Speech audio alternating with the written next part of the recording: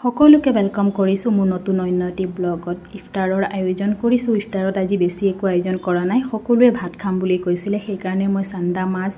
আৰু বিলাহী চাটনি আৰু ঢেৰ কিবা কিবি বনাই পেলাই আমি সকলোখিনিয়ে ভাত খালো আজি স্পেশাল কিবা এটা আছিলে বলো কোড গৈছো কি কৰিছো আপোনালোকক মই দেখুৱাও ওচৰতে যাবলৈ আছিলে যেহেতু মানুহজনে আকৌ গাড়ী লৈ আহিছে গাড়ীতে গুছি গলো আমি মাক জিয়েক গাড়ীতে বহি পেলাই গুছি গলো জাম কোড জানে নে বলক আপোনালোকক কৈ আছো জাম মানে মোৰ মানুহজনৰ গেৰেজত আজি দুৱা লগ কৰিছিল আহি পেলাই গেৰেজটো পালোহি মানে জুনা বহি আছে দুৱা ষ্টাৰ্ট কৰিলে اهدنا الصراط المستقيم صراط الذين أنعمت عليهم غير المغضوب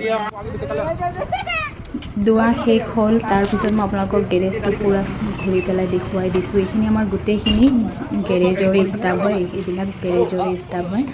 তো গাড়ী পুৰা ভিৰ লাগি আছিলে সব গাড়ীৰ ভিতৰত পৰা বাহিৰত উলিয়াই দিছে আৰু হেতু ভিতৰটো অফিস ৰুম ওয়ানি আৰু আদনানে বেয়া উৎপাত কৰি আছে এইখিনি আমাৰ সব গেৰেজৰ ষ্টাফ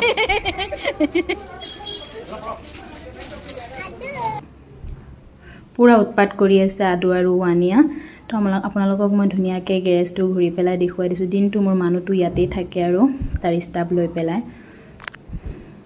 পিছত আৰু দুৱা হৈ যোৱাৰ পিছত মই সবকে মিঠাই খুৱাই আছিলোঁ সবকে মিঠাই দি আছিলোঁ কোন আছে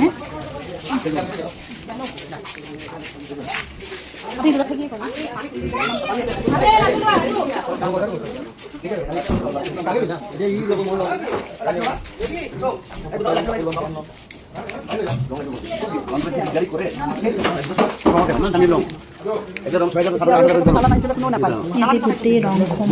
খোপা মানে ইয়াতে থৈ দিয়া হয় ভিতৰত যিমান দামী দামী ৰং